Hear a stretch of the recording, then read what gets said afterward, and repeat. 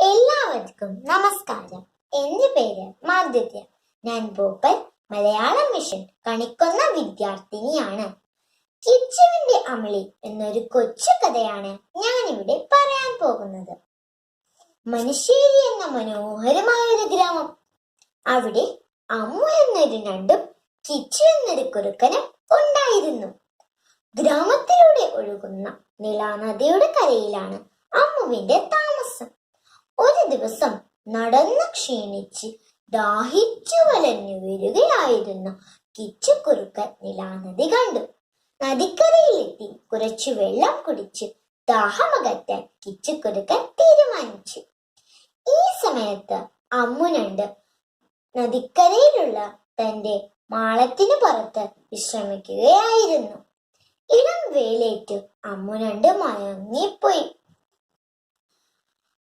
വെള്ളം കുടിച്ചു തിരിച്ചു പോകുമ്പോഴാണ് വേലേറ്റ് മയങ്ങുന്ന അമ്മുനണ്ടിനെ കിച്ചുകുറുക്കൻ കണ്ടത്.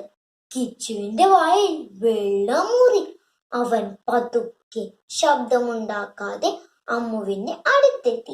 ഈ സമയത്താണ് അമ്മുവിന്റെ അമ്മ കാത്തുനണ്ട് പുറത്തെവിടെയോ പോയി തിരിച്ചു മാളത്തിലേക്ക് വരുന്നത്.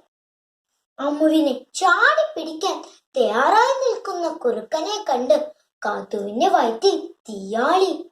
കാത്തു ശബ്ദമുണ്ടാക്കാതെ കിച്ചുവിന്റെ പിന്നിലെത്തി വായിലൊരു കടി കൊടുത്തു. കിച്ചു വേദന കൊണ്ട് ഉറക്കെ നിലവിളിച്ചു. കിച്ചുവിന്റെ കരച്ചിൽ കേട്ട് അമ്മു ഞെട്ടി ഉണർന്നു. കുറുക്കനെ കണ്ടതും അമ്മു മാളത്തിലേക്ക് ഓടി ഒളിച്ചു.